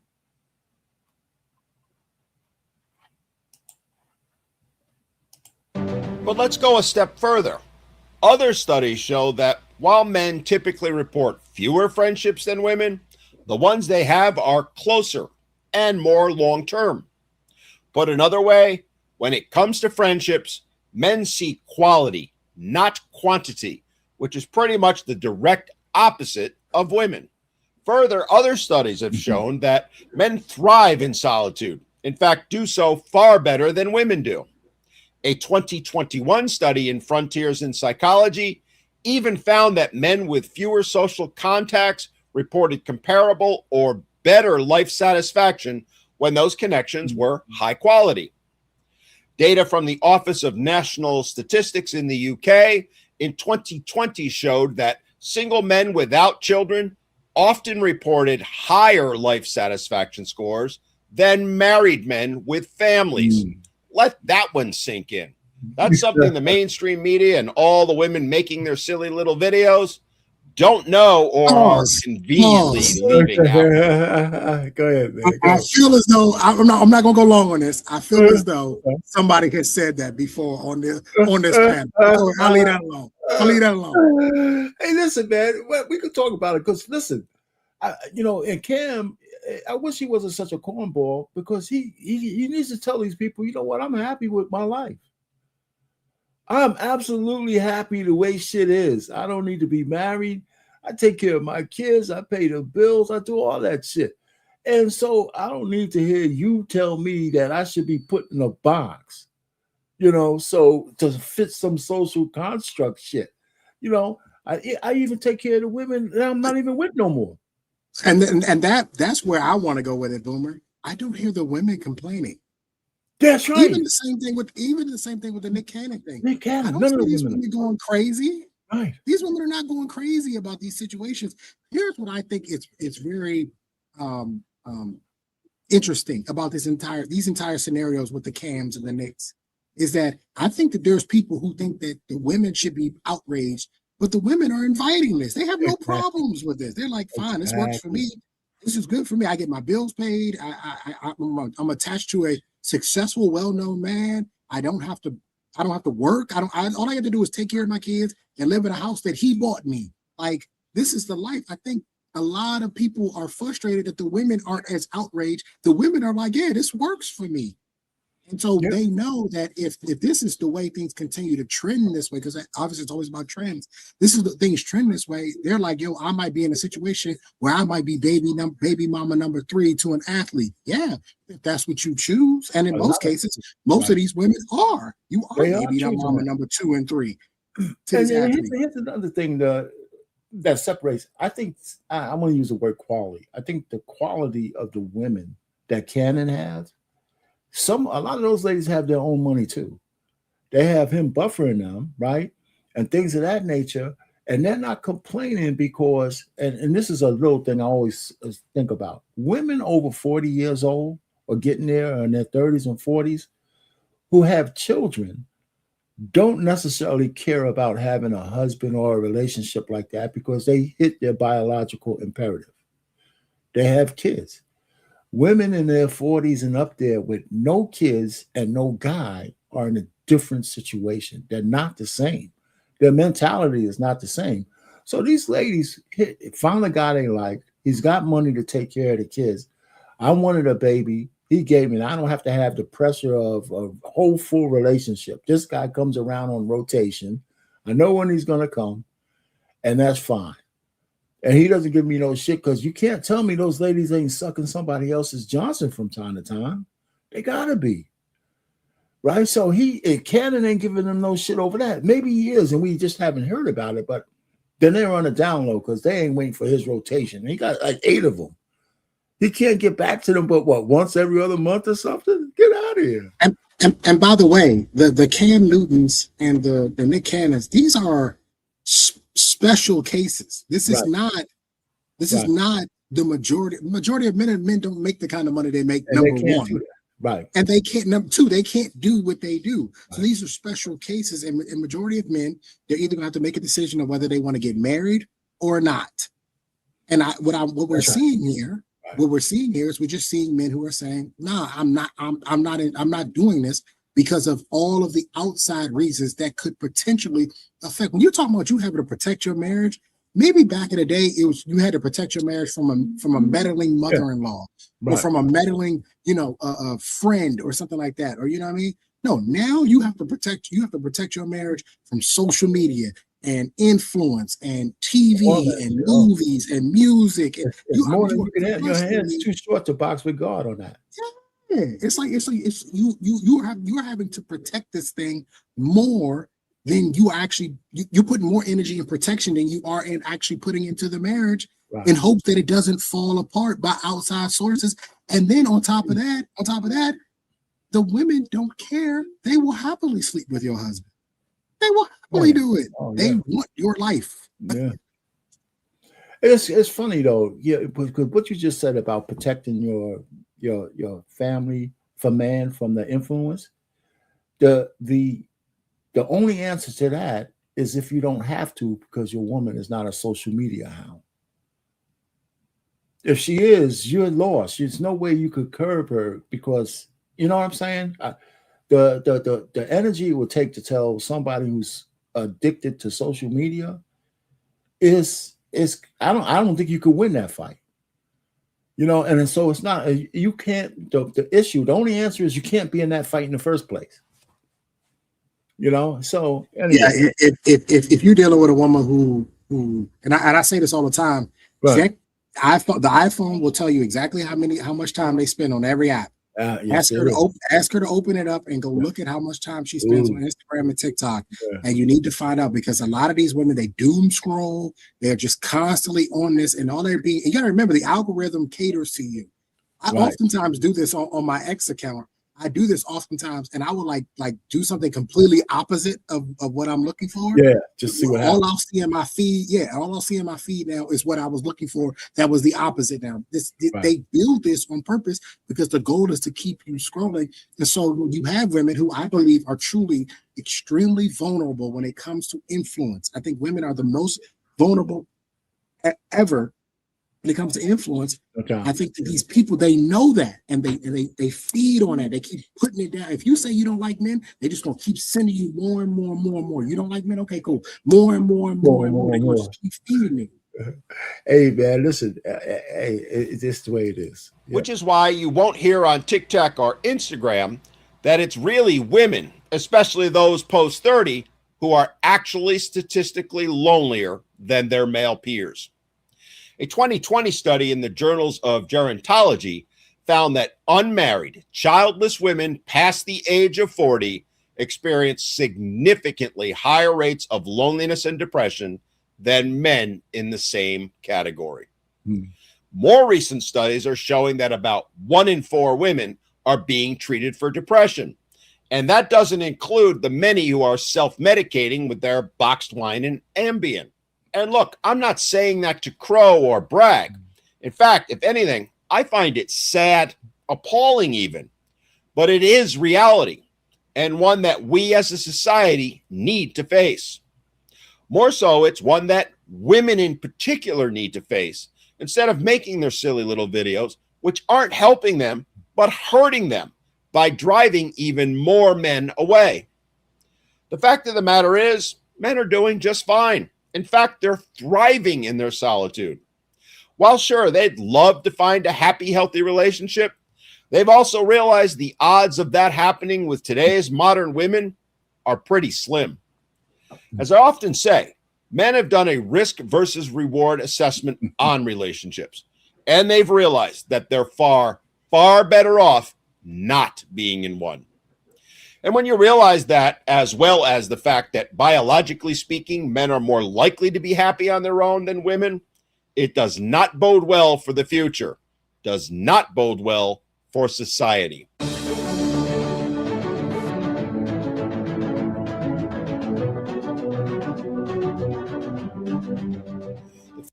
That's the sad part about all this too, Trey, because that's the sad part, because social media and society, right, has us acting outside of our nature.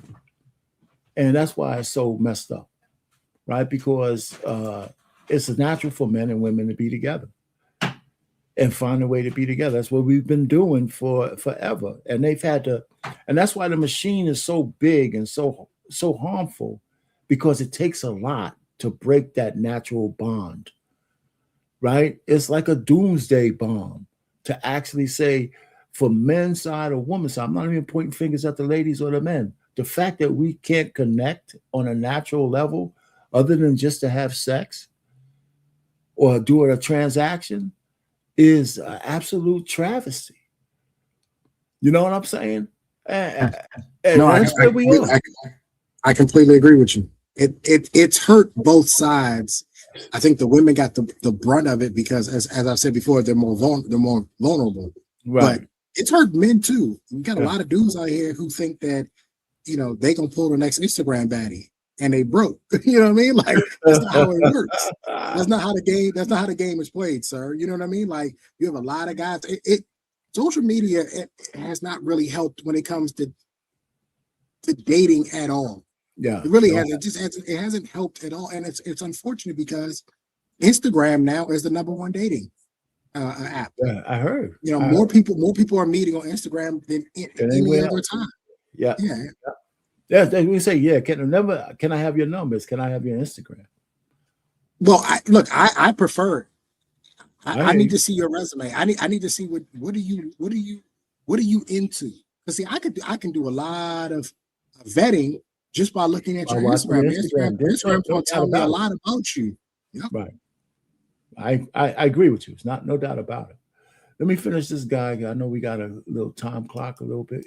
Fact is, generally speaking, men are biologically and socially wired to find peace in solitude, while women, as social creatures, derive most of their emotional well-being from community and family.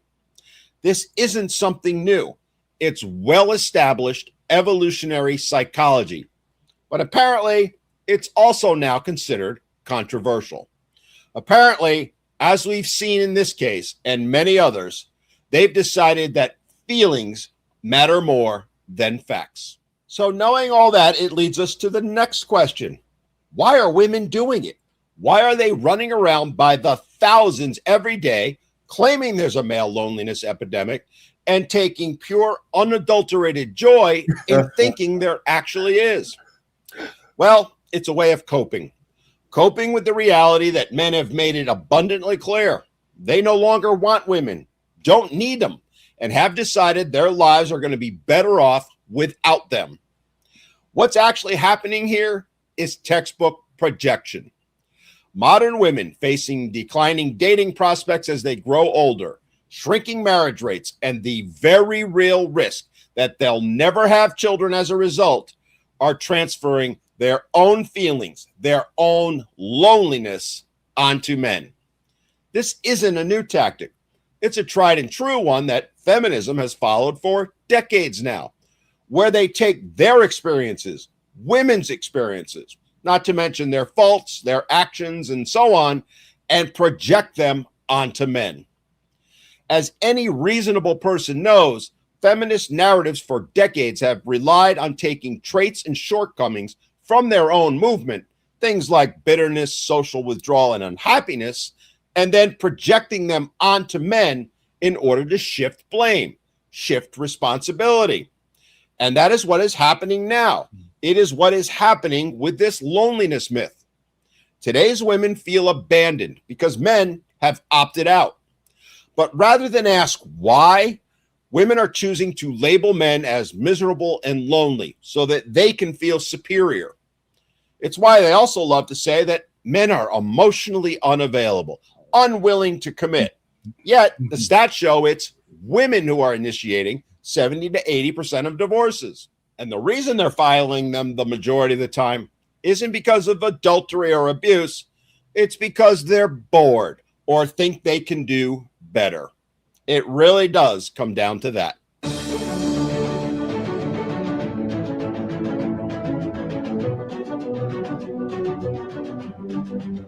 So where does this take us? Well, here's the kicker. As I mentioned earlier, while women seem to think that bragging and taking joy over the possibility that there's a male loneliness epidemic, that this is somehow a good thing and that it proves they're boss bitches, it's anything but. What it really is something that fits their feels. It lets them believe that they don't need a man, but that men desperately need them, which isn't reality. It's pure fantasy. Fantasy even Disney would admire. And what it's actually doing is ensuring their own demise. Every smug video mocking men for allegedly being alone is only serving to push more men out of the dating market. Every condescending TikTok or Instagram video saying, "Good luck, boys, you're going to die alone," just makes another man realize he's better off not dealing with that toxicity. And that's why multiple studies have found that more and more men are choosing to stay single. And an ever-increasing portion of them are going to choose to remain that way for life. Not because they're desperate and can't find someone, but because they've seen what modern dating has become, seen how toxic today's modern women are, and they want no part of it. Men have done the analysis, done the research. They've seen just how toxic women have become and said, nope, we're done. We're walking away.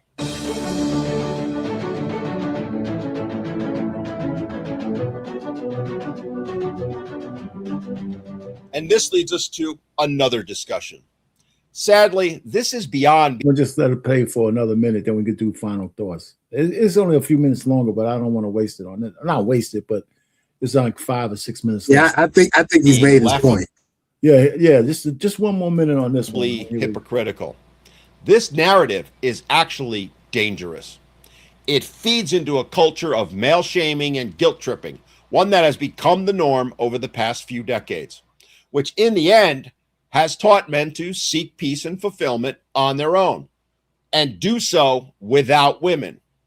And as I've said earlier, that doesn't benefit women, certainly doesn't benefit society, and honestly, really doesn't benefit men. Right. So that's it. We know he's right. So he's got a lot of stuff here. There's enough here. Maybe we'll BMU put the link in there.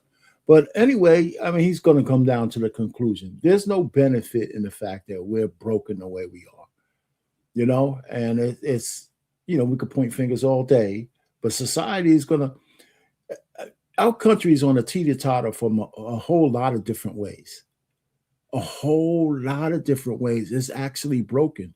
And a lot of people don't realize that liberal white women have been the most dangerous voting bloc in the fucking world, man.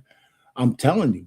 And I said it, liberal white women for and I want to say, and the black women who follow them, but it's really liberal white women who have actually gotten their way, and the country's almost at its end because of it. You know, it really is. And I'm gonna just say this, and it's not none of this shit is unrelated, right? Because if we had a good relationship between men and women, we wouldn't be at this brink of the end, because we would have enough conversation between the sexes to understand that you can't be everything goes, or you can't be too harsh. You got to know how to evolutionize certain things. But anyhow, but there's no male epidemic, and I don't know how men can fix this whole thing, right? You know, it's not on men to fix it. There you go. At the end, and here's the issue. The issue is that men checking out of society is harmful. Say that again? Like men checking out of society is harmful. Yes. Like yes. men saying I'm good and just not wanting to have kids, not wanting to have a family, not wanting to make more money, start more businesses, be more inventions, ingenuities. Like this hurts every facet. Yeah. And when you just have guys who are perfectly fine with gooning at home to $8 chicks on computer screens and eating their chick in your mama's basement, what you're going to see, again, you won't see it, Boomer. I probably won't see it in my time. But what you're going to see is you're going to see a failed society in America. That's what you're going to see. Right. America's going to crumble behind this if they don't get if this doesn't get fixed. America's going to crumble because it cannot sustain. This country cannot sustain men checking out of it. It will never last. If you take the responsibilities and put them on the women and say you think that the country is going to stand on the same two legs, it will not. The legs are weaker. And I hate to be that guy, but it's just the truth. The legs are weaker. If you put the weight on the women, the legs are weaker.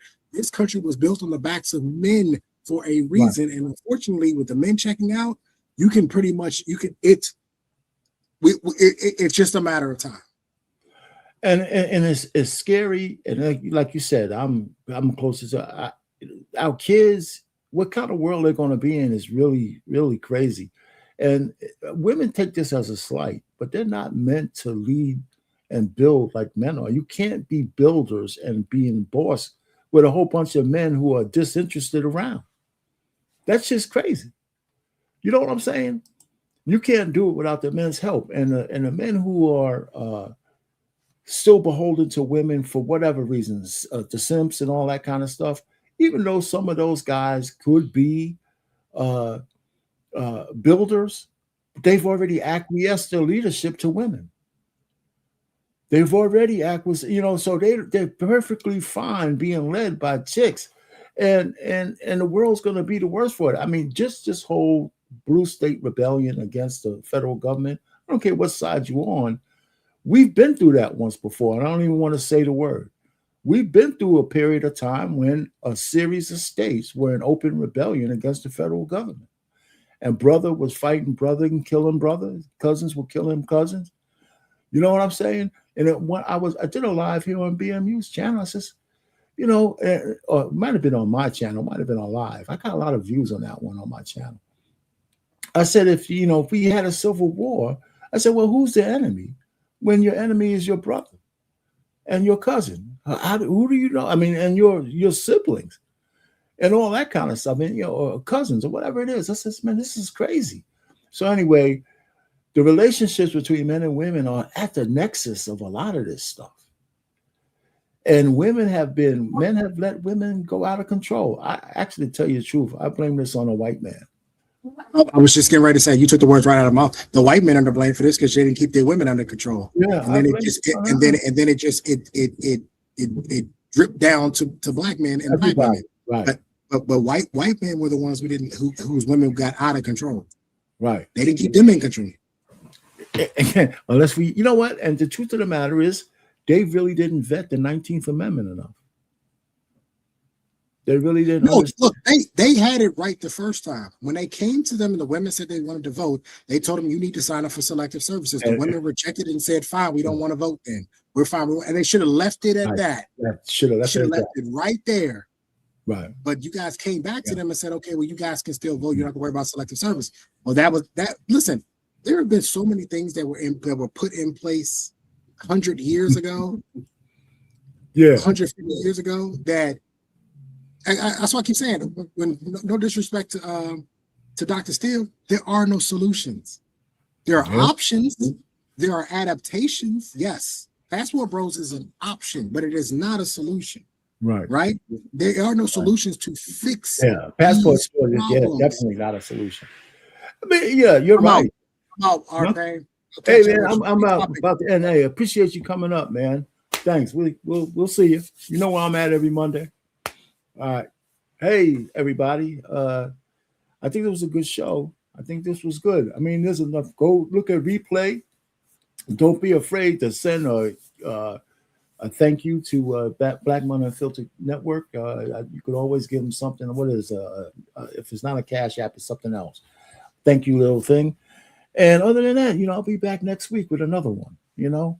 If it hits me, some things hit me, right? I said, let me talk about this male loneliness epidemic and the fact that it's a myth. And I think you got enough. You go back and look at this on replay and listen. With that, we'll say I'm out of here. Hopefully, I'm gonna hit this end stream. Hopefully, the music will come on. No, I